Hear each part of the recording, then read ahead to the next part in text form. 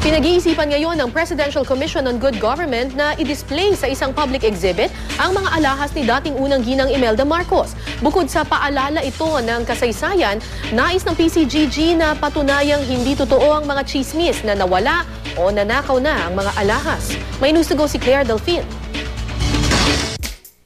Nakakalula sa dami, nakakamangha ang ganda at kinang. Ito ang mga alahas ni Imelda Marcos na tinatayang nagkakahalaga ng 6 hanggang 8 milyong dolyar. Lahat ng ito nakatago sa vault ng Bangko Sentral ng Pilipinas na may 3 magkakaibang susing hawak ng Presidential Commission on Good Government, Bureau of Customs at Office of the President. Pero sa taong ito, balak ng PCGG na mabigyang pagkakataon ang publikong masulyapan ang ilan sa mga ito sa isang public exhibit.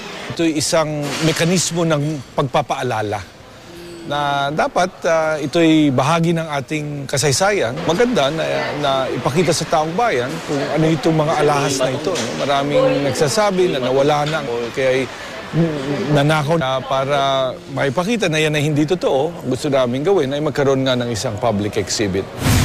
Sabi ng PCGG, pinagpipilian pa nila kung sa National Museum o sa Metropolitan Museum ito gagawin. Pinag-uusapan din ang entrance fee. Maaring mas mahal ang para sa mga dayuhan. Top concern siyempre ang seguridad. One of the primary considerations will be the security. Security, may insurance, and cost. Bukod sa mga alahas, sikat din ang mga sapatos ng dating unang ginang. Ang 800 pares nito ilang taon nang nakadisplay dito sa Marikina Shoe Museum. Bahagi raw ito ng pagtuturo ng kasaysayan ng Marikina. Marami kasi sa mga sapatos ni Imelda, gawang Marikina ang shoe capital ng bansa. Dati Monday to Friday lang bukas itong Shoe Museum. Pero simula noong Pebrero, ginawa na itong buong linggo mula Lunes hanggang Linggo, alas 8 ng umaga hanggang alas 5 ng hapon. Ito raw ay dahil sa persistent demand ng mga turista, lalo na ang mga dayuhan na curious sa shoe collection ng dating unang ginang. We're amazed with happiness, but doon hindi maiwasan na some of them were amazed na they were shocked na galit na because of the extravagant, lavish lifestyle of the former First Lady. Sa binabalak na exhibit ng mga alahas ni Ginang Marcos, magkakahalong reaksyon ang aming nakuha. Curious po. Isa lang po kasi makakita ng ganun. Maganda.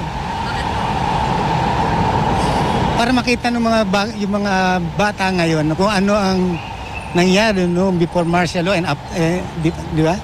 Lahat ng Marcos na, alam mo na, grandeur. Hindi na po i-display.